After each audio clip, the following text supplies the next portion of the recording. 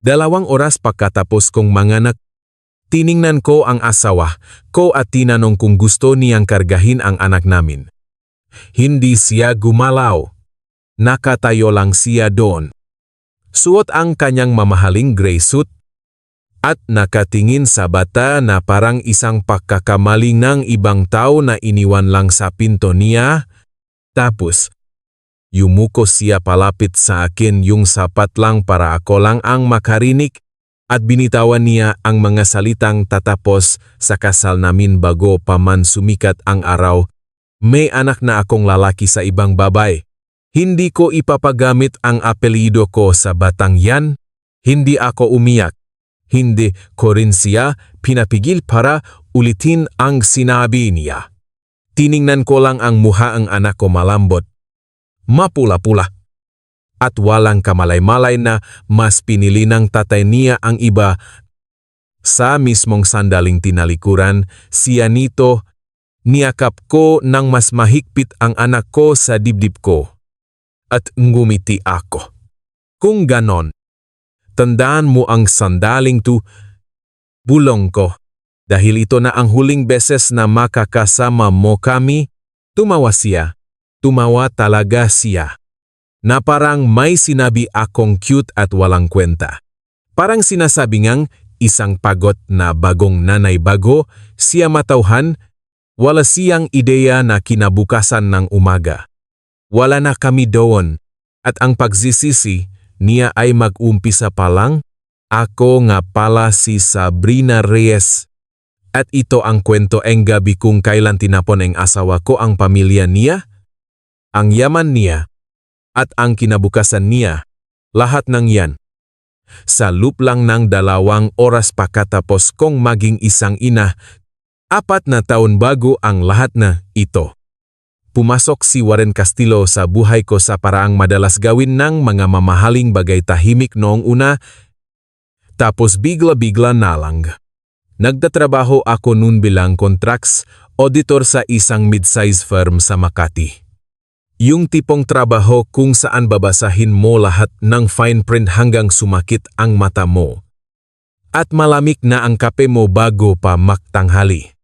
Siya ang tagapagmana ng Castillo Holdings, isang real estate at hospitality group na pinalaking lolo niya mula sa isang maliit na motel sa probinsya hanggang sa pag-ari na nila ang ilang matataas na building sa BGC at Makati. Hindi niya kailangang magpa-impress kahit kanino. Hindi siya sumisigaw. Hindi niya tinitingnan ang phone niya pag nagdi-dinner kami. At ni minsan, hindi niya pinaramdam na isa lang akong accessory sa buhay niya na buo na bago pa ako dumating. Sa unang taon namin, akala ko nahanap ko na ang pinakabihirang klase na lalaki.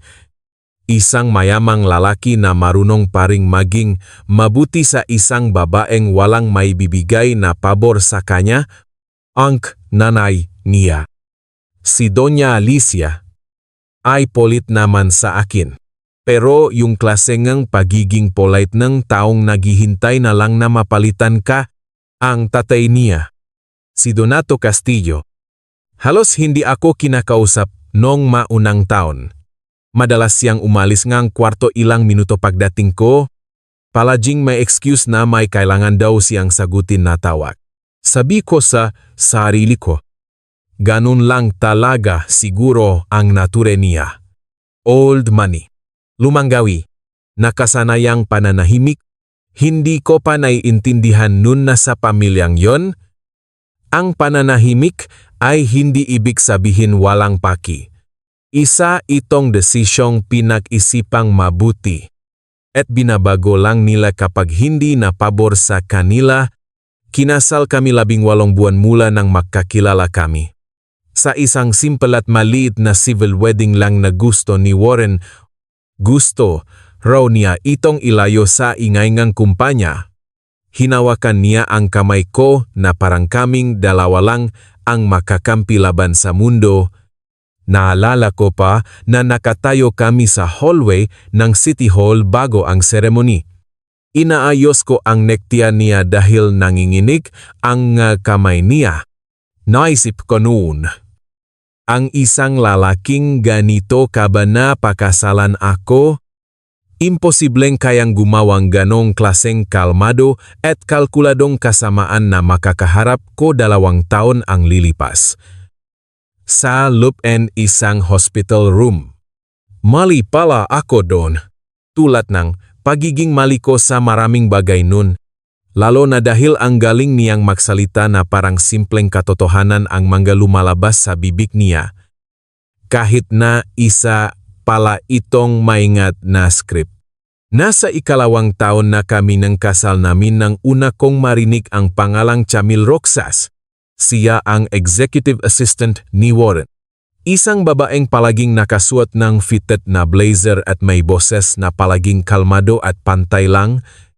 Nakilala ko siya ng 2 beses sa company events, yung pangalawang beses sa isang Christmas dinner. Nahuli ko siyang nakatingin kay Warren mula sa kabilang dulong kwarto. May emosyon sa mukha niya na hindi ko ma-gets nun.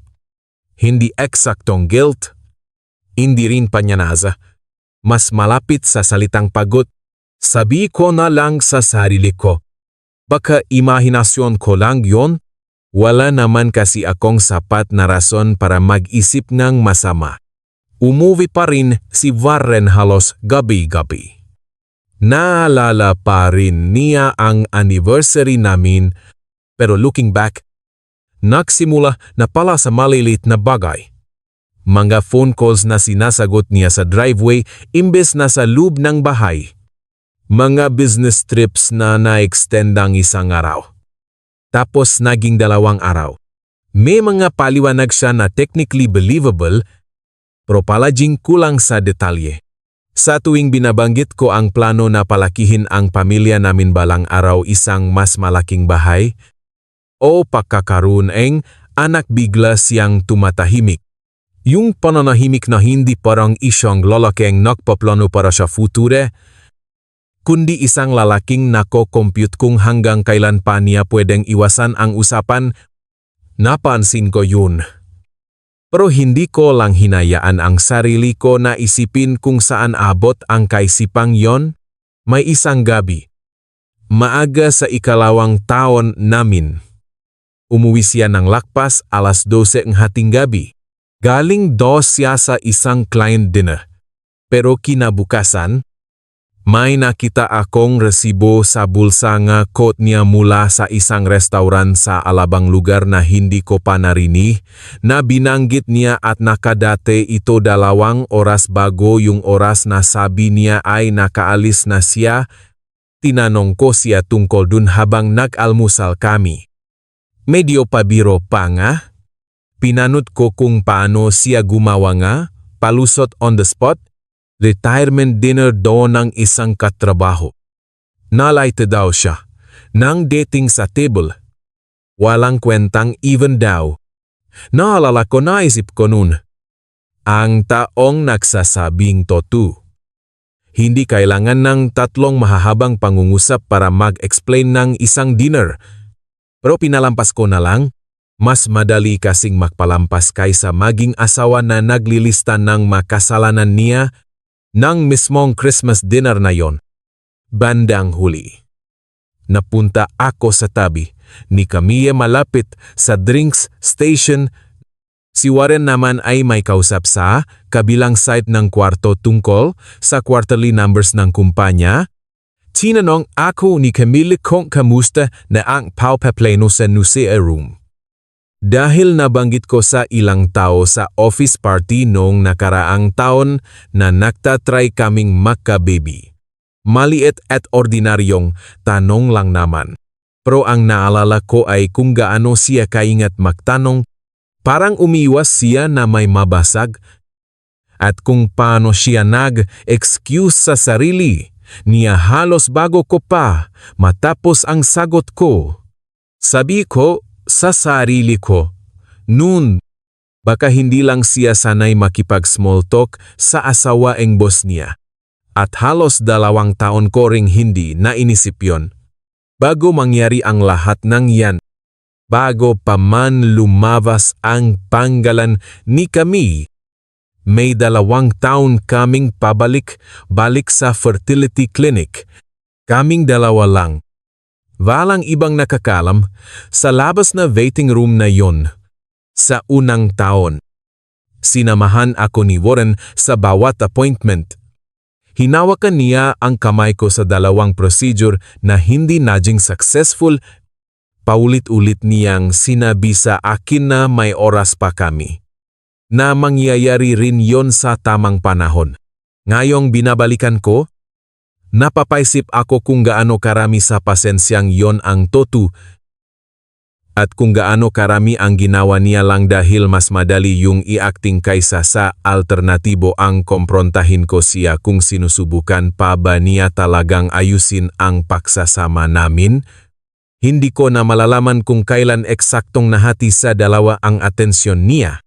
Ang alam ko lang, somewhere sa 2 taon na yon habang nagtatrack ako ng ovulation calendars at tahimik na umiyak sa parking lot pagkatapos nga check up na walang resulta, may ibang sagot na pala siyang hinihintay na nangyayari na sa ibang lugar. Nang tuluyan na akong mabuntis bago mag-summer ng aming 3 taon. Umiyak si Warren nung nag-ultrasound. Tandang-tanda ko yon. Dahil yon ang naging sandalan ko sa lahat ng nangyari pagkatapos. Siya mismo ang nagpintura ng nursery ng 1 weekend lang. Ilang buwan kaming namiling pangalan. Hanggang sa pumaya kami sa isang pangalan eksaktong 1 linggo bago ako manganak, Malia. Hindi ko alam noon na ilang buwan na rin palang buntis si Chamil. Natanggap ko na lang sa sarili ko na baka hindi ko na talaga malaman kung kailan ito nagsimula. Ang alam ko lang, sobrang tagal at sobrang ingat nilang tinago. Yon, kaya ni minsan hindi ko sila nahuli sa looban 4 na taong pag-obserba sa lahat ng bagay. Ang hindi ko nalaman hanggang sa naging huli na ang lahat ay ilang buwan na palang alam ni Donato ang tungkol sa pagbubuntis ni Chamil. At binigyan niya ng ultimatum si Warren, ayusin niya ang isyu sa lalong madaling panahon bago ang year-end review ng Board of Directors. Dahil kung hindi, si Donato mismo ang maglalabas nege isyu sa harap negeye taong mas mahalaga ang opinyon kay Warren kaysa sa akin. Na-move ng mas maga ang review na yon. Nakaschedule na eksaktong 1 linggo matapos ang due date ko. Walang sinabi si Warren sa akin kahit isa doon. Wala na lang talaga siyang oras para pigilang makrus ang 2 magkahiwalay niyang buhay. Nung umagang maklabor ako, nauna pa si Warren sa ospital bago pa man ako matapos sa check-in. Naglalakad-lakad siya sa maliit na triage room na may halong kaba na napaggamalan kong excitement. Imbes na guilt.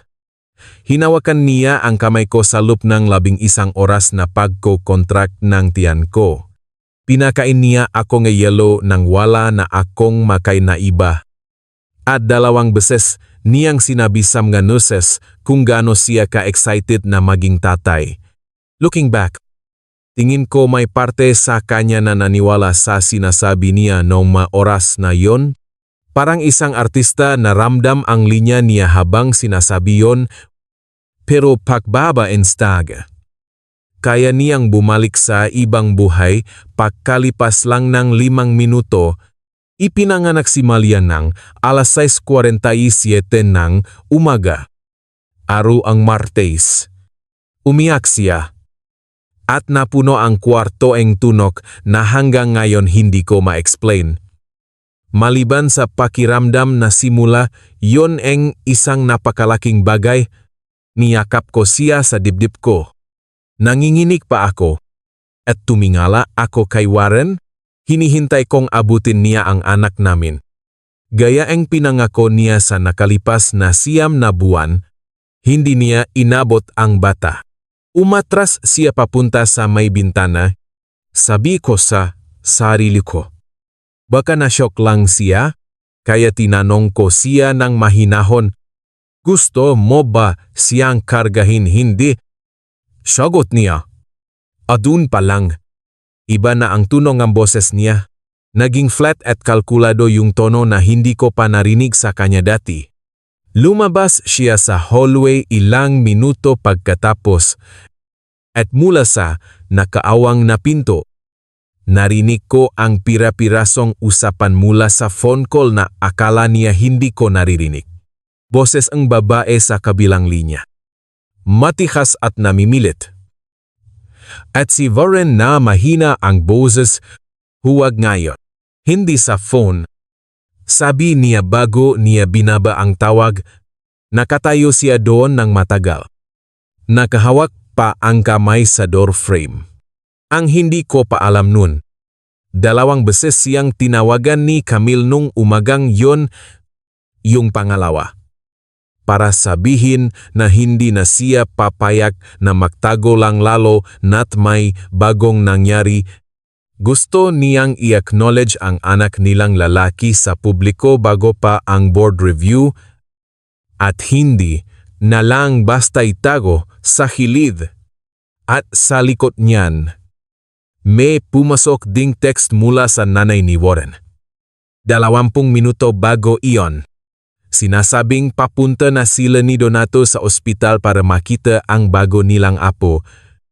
At walang balak ang parents niya na magpanggap na may 2 apo silang dapat i-acknowledge ng taong yon. May halos 1 oras lang si Warren bago dumating ang sarili niyang mga magulang sa kwartong yon para magdesisyon sa sarili nilang terms kung paano nila bubuksan ang katotohanan sa harap ko. Bumalik siya sa loop. Nakasuot, nakabagong suwet.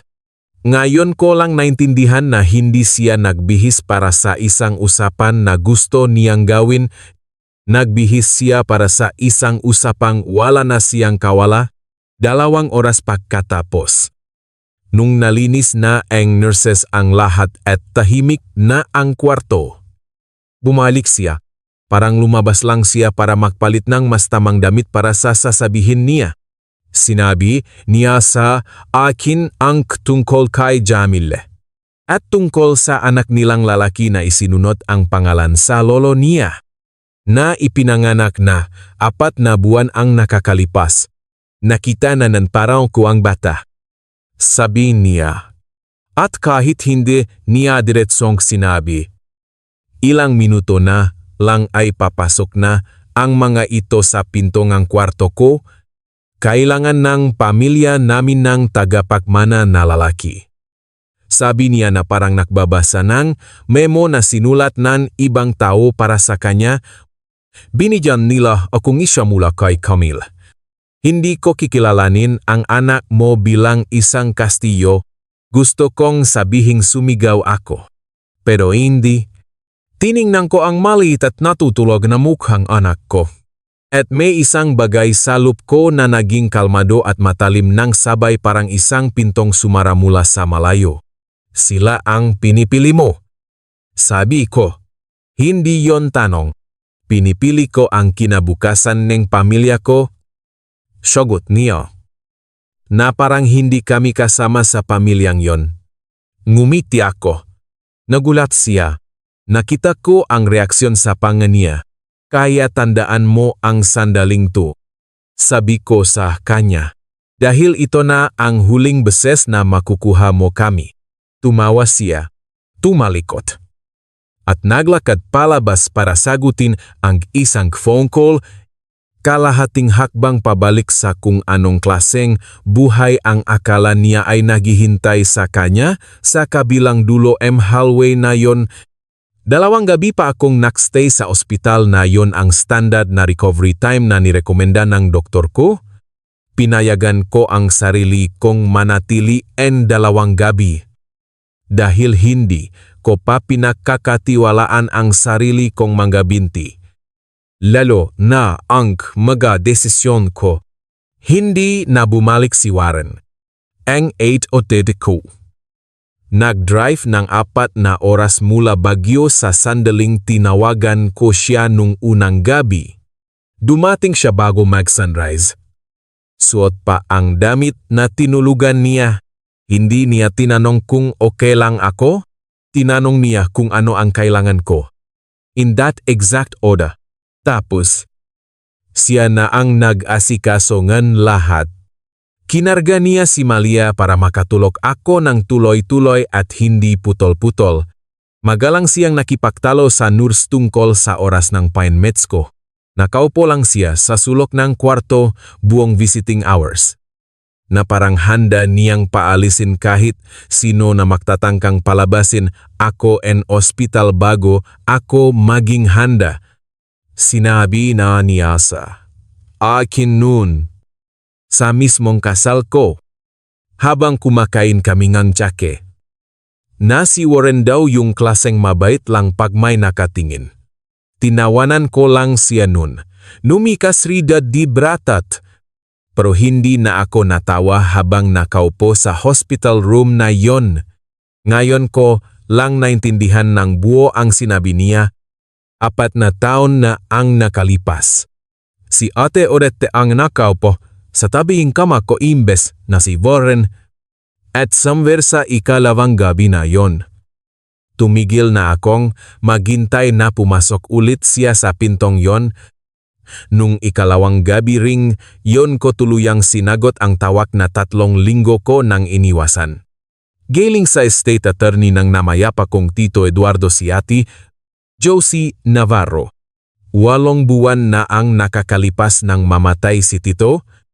Isang retired structural engineer na gumugol ng 40 taon sa pagdidisenyo ng pundasyon ng mga building na ibang nakakakuha ng credit. Akala ko routine paperwork lang ang tawag. Walang kwenta kumpara sa unang pagbubuntis. Mali ako. Sinabi sa akin ni Ate Josie na hindi siya tatawag ng 3 linggong sunod-sunod para lang sa isang routine na papel. Pumunta raw si Tito Eduardo sa opisina niya 1 taon bago ito namatay. Wala namang nagutos. Nakpa-review ito ngang isang lumang partnership agreement na hawak pa rin niya mula sa isang development deal.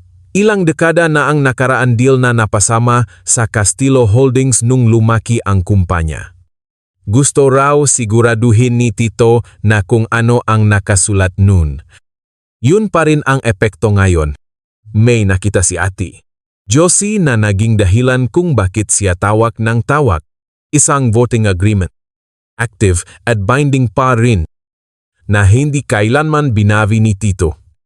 Nakatali ito sa kanyang 11% stake sa development arm ng kumpanya. Sabi ni Ate Josie. Hindi naman daw pinaliwanag ni Tito ng buo kung bakit niya pinare-review yon. Sabi lang daw nito. Nagtitiwala siya na maintindihan din iyon ng abogado balang araw. Kahit wala na siya para magpaliwanag. Halos 15 taon nakatrabaho ni Ate Josie si Tito. Pero sabi niya, hindi niya ito lubusang naintindihan hanggang sa makita niya mismo sa harap niya kung para saan pala ang tahimik na preparasyong yon. Hindi pa niya alam noon kung saan ko gagamitin yon. Ang alam niya lang, sabi nga niya, may nga manang mas magandang intindihin bago mo pa kailanganin, hindi kung kailan huli na. Tinanong ko siya mula sa hospital bed kung ano ang ibig sabihin nun para sa akin ngayon. Ibig sabihin nito. Sabi niya, mas may boses ka sa kumpanyang yon kaysa sa inaakalangang asawa mo. Hindi ako nakmadali para lang may magandang kwento. Umuwi muna ako sa bahay na tinirhan namin ni Warren ng eksaktong 1 linggo. Kailangan ko kasi ang lugar na pamilyar bago ko isipin kung ano ang susunod. At kahit sinong abogadong may matinong pag-isip. Sasabihin sa'yo na huwag gagawa ngang permanenteng desisyon 3 araw pagkapanganak. Hindi rin umuwi si Warren. Nagstay siya sa bahay ng parents niya. At ang tanging kontak na nakuha ko sa kanya noong linggong yon ay isang text na nagtatanong kung nagkaroon na ba ako ng oras na pag-isipan ang mga bagay-bagay na parang ako pa ang kailangang mag-reconsider sa desisyon na buwan pa lang ang nakakalipas ay ginawa na niya. Bago pa man ako maglabor. Tumawag siya minsan nung ika-4 na gabi. Muntik ko nang hindi sagutin. Nang sagutin ko, hindi niya tinanong si Malia. Tinanong niya kung may nakausap na ba ako mula sa kumpanya. Sa isang tonong alam kong naghihinala na siya, sinabi ko ang totoo. Na wala pa akong napapagdesisyunan. Totoo naman yon. Kahit hindi yon ang buong kwento, sabi niya. Halos maamo ang boses. Sana daw mapanatili naming civil ang lahat para sa kapakanan ng bawat isa. Na parang ngayon niya lang naisip ang salitang civility. Ngayong may mawawala na sa kanya, kapag nawala ito. Binabak ko ang tawag nang hindi sumasagot. Ang tagal kong nakaupo na nasa hita ko ang phone. Pinapakinggan ang pahinga ni Malia sa basinet sa tabingang kama. Pilit iniisip kung aling bersyon ba talaga niya ang totoo. Ginugol ko ang halos buong linggo sa paggawa nga ordinaryong bagay na nakakapanibago dahil sa sitwasyon ko. Naktutuping maliliit na damit. Pinag-aaralan ang iyak ang isang newborn. Tumayo ako. Sa nursery na siya mismo ang nagpintura. At hinaplos ko ang pader na pakiramdam ko ngayon ay pag-ari na ng kasal ng ibang tao. Nung ika-5 gabi, binuksan ko na ang closet at tahimik na nag-impact. Hindi dahil sa galit, kundi dahil nawalan na ng sense ang pananatili ron sa sandaling tinanggap ko ang katotohanan. Bumalik si Ate Odette nung weekend para tulungan akong magbuhat ng magakahon papunta sa isang inupahang bahay na 2 kanto lang ang layo sa bahay niya. Sakto lang ang lapit para pwede siyang sumulpot bigla na may dalang groceries at opinion sa lahat ng bagay. Pagdating energy dulo energy linggong yon. Inisa-isa na namin ni Ate Josie ang folder sa opisina niya sa liwanag ng araw. May cape at sapat na oras para magtanong. Ang ibinibigayng shares ni Tito Eduardo sa akin ay hindi pa kontrol sa kumpanya. Isa itong legal na karapatan para mag-request ng formal review sa executive conduct na pwedeng magdulot ng reputational o financial risk sa Castillo Holdings sa panahon ng active financing. Otnok kataon, nasa kalagitnaan ng refinancing ang kumpanya nila ng quarter na yon, hindi ito swerte. Resulta ito ng aggressive expansion na ilang taon nang pinupush ng tatay ni Warren. Ang pagkakaroon ang kabit na nagproduce ng 2 makaribal na anak ang isa ay sa isang empleyado habang pumirma pa si Warren ng dokumento sa lenders na nagsasabing stable ang personal na buhay niya. Ito eksakto ang klase ng kalokohan na ginawang review para huliin. Finili ko ang request sa pamamagitan ni Ate Josie sa simulangan 2 linggo. Permanenteng umalis ako sa bahay noong linggo rin yon kasama si Malia at hinayaan ang sariling proseso ng kumpanya na gawin ang isang bagay na hindi ko kayang gawin mula sa hospital bed. Ang pilitin si Warren na magpaliwanag sa mga taong hindi kailanman manghihingi ng permiso ko para magtanong ng mabibigat na katanungan. 2 linggo matapos kong mag-file. Bago pa mag-meeting ang board, tumawag si Camille. Muntik ko nang hindi sagutin. Nang sagutin ko, sinabi niyang nalaman niya ang tungkol sa review mula sa opisina. At gusto niyang may sabihin bago pa ito maging isang malaking palabas. Ang pagod ng boses niya. Hindi yung klase ng pagod dahil may newborn baby, kundi yung pagod na kilala ko. dahil 4 na taon ko rin yung dinala ng walang pangalan. Sinabi niya na lumaki siyang only child sa isang maliit na probinsya sa Bicol. Lumipat siya sa Makati para sa trabaho, walang pamilya malapit. At sa kalagitnaan ng kalungkutan noong unang taon ng pagtatrabaho kay Warren, ang mabuting atensyon nito ay nagsimulang magmukhang isang bagay na hindi naman totoo. Sinabi niya sa akin na ilang beses niyang sinabi sa sarili na hindi na niya sasagutin ang mga tawag nito pag-uwi niya. Pero hindi niya kailanman nagawa. Dahil kung ititigil niya, mawawala ang tanging matatag na bagay sa isang siyudad kung saan wala pa siyang sapat na kilala para tawagan tuwing hating gabi, sinabi niya. Ilang buwan na sila noon nang mangako si Warren na hihiwalayan daw ako kalaunan at nang tuluyan na siyang maniwala dito. Buntis na siya, isolated na siya. At hindi na niya alam kung sino pang pwede niyang pagsabihan. Ganito talaga siya. Tahimik na sabi ni Camille. Sasabihin niya sa mga tao ang saktong kailangan lang nilang marinig para sumunod sila sa kanya. Tinanong ko kung bakit niya sinasabi sa akin to ngayon. Natahimik siya ng matagal. Dahil dapat may makaalam ng totoo sa simula pa lang. Sagot niya sa wakas. Kaysa unti-unting malaman sa harap ng maraming tao. Naisip ko yung nursery na pininturahan niya. Yung ultrasound na iniyakan niya. At naintindihan ko na kami ni Camille ay binihya ng eksaktong parahong palabas. Ginawa para sa dalawang magkaibang babae na parehong akala nila ay sila lang ang audience. Nangyari ang board meeting nung araw ng Huwebes. Sa isang classroom, sa ika-14 na palapag na amoy bagong timplang kape, at may lamig na nakatago sa paligid.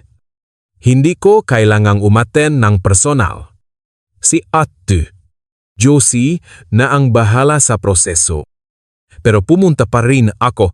Tulog si Malia sa baby career sa dibdib ko dahil gusto kong makita ni Warren kung sino eksakto ang nakaupo sa kabilang dulo ng lamesa kapag tinanong na siya ng sarili niyang tatay na magpaliwanag. Tinanong ni Donato si Warren sa harap ng 6 na board members at 2 outside counsel kung totoo bang may anak siya sa isang empleyado habang pumirma pa siya sa lenders na mayos at stable ang buhay niya, sabi ni Warren. Pribado itong inaayos. Tinanong siya ni Donato kung kasama ba sa pribado ang pag-iwan sa kanyang bagong panganak na anak na babae sa isang hospital room. Sa harap nga, mga nurses na makakalala na bawat detalye nangyari, walang may sagot si Warren doon. Sa unang pagkataon sa loob na 4 na taon, nakmukha siyang isang lalaki na naubusan ng tamang isasagot. Tapos, isang dating katrabaho ni Warren na umalis sa kumpanya 2 buwan na ang nakakalipas ng maisama ng loob dahil sa bonus na pakiramdam niya ipinakait sa kanya ay nakpadala kay Ate Josie ang isang message thread. Tinago niya ito dahil lang sa simpleng inis. Nakbibiro pa si Warren doon. Ilang buwan bago ito mangyari. Nakapagnaayos na raw ang isyu sa tagapagmana. Balak niyang hiwalayan ng tahimik si Camille pakalipas ng 1 taon. Kapag hindi naisyo ang reputasyon niya, hindi yon swerte. Resulta iyong NG pagitrato niya sa emiga tao na parangi emiga bazurangi pwede langi tapong. At sa pag-akalang walang sinuman ang makukwento o maghihintay ng tamang tiempo para gamitin ang mga tinago nila. Nakatayo si Camille dun. Flat ang 2 kamay sa lamesa habang binabasa ang mga messages. Nang matapos, tumayo siya. Inayos ang blazer niya. At binitawan ang kaisa-isang pangungusap na narinig kong sinabi niya direkta kay Warren. Sana naksabi ka na lang ng tutuza kahit kanino. Kahit minsan lang, bago pa umabot sa ganito kalala ang naging kapalit. At nag-walk out siya. Inabangan ako ni Warren sa elevator pagkatapos. Bago pa ako makarating sa parking lot. Mas maliit siyang tingnan sa loop-and elevator na yon kaysa sa 4 na taon naming pagsasama. Umaandar ang panga niya. Parang nahahanap ng bersyon ng sarili niya na kayang ayusin ang sitwasyon gamit ang salita. Pinlano mo? To tanong niya. Hindi talaga tanong. Parang kailangan niyang maging kasalanan ko ito. Hindi kanya. Wala akong pinlanong kahit ano. Sagot ko. Tumigil lang akong pagtakpan ka sa mismong sandaling tumigil kang magpanggap. Bumukas ang pinto bago pa siya makasagot. Naglakad ako palabas sa parking garage. Tulok pa rin ang anak ko sa dibdib ko. Hindi na ako lumingon para tingnan kung susunod pa ba siya. Ang sumunod ay hindi. Isang malinis na legal victory na basta na lang binigay sa akin dahil sa isang lumang patakaran. Kung pwede lang sana. Ang nakasulat sa trust agreement na ginawa pa ng henerasyon ni Tito Eduardo. Kailangan daw ipinanganak ang tagapagmana sa lubngang isang buong kasal para maging priority ito. At dun nakaroon ng tinatawag ni Ate Josie na genuine succession dispute. May magkaibang interpretation ang mga abogado ng Castillo Holdings at iba rin ang kay Ate Josie. Nagkaroon ng depositions, financial disclosures, at kumuha pa ang mediator para lang hindi na umabot sa korte na gusto talagang iwasan ng pamilya nila. Maraming hapon na binalaan ako ni Ate Josie na pedeng bumaliktad ang sitwasyon. Depende kung aling argumento ang mas papaniwalaan ng mediator. Inabot ng 4 na buwan ang lahat kasabay ng divorce proceedings. Bago tuluyang inayos ng outside counsel ng board ang issue sa pamamagitan ng negotiation, si Malia ang hahawak ng formal na posisyon bilang tagapagmana. Bilang kaisa-isang anak na ipinanganak sa lubngang legal na kasal. Habang ang anak ni Camille ay mananatiling labas sa succession structure ng kumpanya, isang hiwalay na problema na sariling ayusin ni Warren kung pipiliin niya mula sa sariling bulsa niya. Dahil wala ang suporta ng kumpanya, hindi nakakuha ng tagapagmana si Warren. Isang taon siyang gumawa ng gulo na nagtapos sa anak na babaeng tumanggi siyang kargahin ang nag-iisang bata na legal na obligadong suportahan ng pamilya nila. Yung divorce settlement mismo. Inabot din 4 na buwan.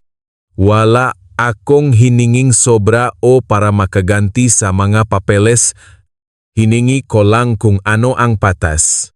At dahil hawak ko ang shares ni Tito Eduardo. At walang tiwala ang board kay Warren Abelandov. Naging higit pa sa inaasahan ko ang naging result. Yung custody arrangement lang ang naging parte, kung saan lumabas ulit si Warren bilang lalaking pinakasalan ko noon. Humingi siya ng structured visitation rights. Pumayag ako sa terms ng mediator. Dahil gusto kong makapagsabing totoo kay Malia balang araw, na hindi ako ang nagsara ng pinto sa tatay niya, 4 lang ang pinuntahan niya sa unang 6 na schedule. Late siya sa 2 at kinailangan niyang umalis ng maga sa pangatlo dahil sa work call. Bago ang unang kaarawan ni Malia, tuluyan na siyang tumigil magsedule. Kahit anong clause, kahit anong mediator. Opera. Walang makakayos sa bahagingang pagkatao niya na gumawa ng desisyong yun 2 oras pagkapanganak ng anak niya. Si Donato mismo ang nag-reach out sa akin. Halos 1 taon pagkatapos ng board meeting. Tinanong kung pwede ba kaming mag-usap na walang kasamang abogado. Nakita kami sa isang coffee shop malapit sa bago kong bahay, neutral ground. Nakaupo siya sa harap ko. Mas matanda tingnan kaysa sa naalala ko. Ang mga kamay na kayakap sa kapeng hindi niya ininom. Sinabi niya sa akin. Sa isang usapan na mas mahaba pa sa kahit anong naging usapan namin nung kasal pa ako kay Warren na ganito rin ang ginawa ng sarili niyang tatay sa pamilya nila. Sinusukat ang halaga ng taubesa silbi nila imbes na sa karakter. Nagipon ng galit imbes na maging malapit sa isa't isa. Sabi niya, sinabihan daw siyang tatay niya nung kasing edad pa lang niya si Warren, na ang pagiging emosyonal ay isang luho na hindi afford ng negosyo and pamilya nila. At ilang dekada niyang pinaniwalaan yon na hindi kinukwestiyon kung saan sila dinala nito. Hindi ro niya na-realize kung paano niya na-apply ng buang pananaw na yun sa sarili niyang anak. Hanggang sa panwarin niyang maglakat si Warren palabas ng hospital room imbes na palapit sa sarili nitong anak. At doon niya nakita ang eksaktong hugis ng sarili niyang kalingmigan na nakatitik pabalik sa kanya. Hindi yon exactly apology. Mas malapit sa isang pagpapaliwanag na masyadong huli na para sa isang pananahimik na naintindihan niyang ginawa nila bago pa man ako mapabilang sa pamilyang yon. Nagpadala naman ng isang sulat si Doña Alicia bandang oras ding yon, gamit ang parehong cream stationery na ginamit sa wedding invitations namin. Umaasa raw siya na may intindihan ko na komplikado ang mga bagay-bagay. 2 beses ko itong binasa at hindi ako sumagot. May mga pangunawa na hindi pwedeng ibigay basta-basta. Lalo na kung saka lang hihingin kapag nagawa na ang pinsala. Lumipat kami 2 oras mula sa siyudad, sa isang tahimik na bahay na may malaking bakuran at puno ngang mangga na binibigyan ni Maliangang iba't ibang pangalan kada buwan. Nagdadrive si Ate Odette papunta dito tuwing linggo. Amoy langis pa rin minsan mula sa kung anong nire-repair ng asawa niya nung linggong yon. Hanggang ngayon, hindi pa rin niya nakakalimutan ipamukha sa akin na hindi siya naktiwala sa kabaitan ni Warren taon bago pa ako maging handang makinig sa kanya. Inaayos na ni Ate Josie ang trust paperwork 2 beses sa isang taon. Palaging may kape. At palaging may parehong biro kung paano ang 3 linggong hindi sinagot na voicemails ay naging pinakakapaki-pakinabang na legal strategy na hindi niya sinadyang ibigay sa akin. Nagpapadala si Donato ng card tuwing birthday ni Malia. Nakapirma lang ang salitang lolo. At nung nakaraang taon, nagtanong siya kay Ate Josie kung pwede ba siyang bumisita minsan sa neutral grounds. Walang hinihinjing expectations.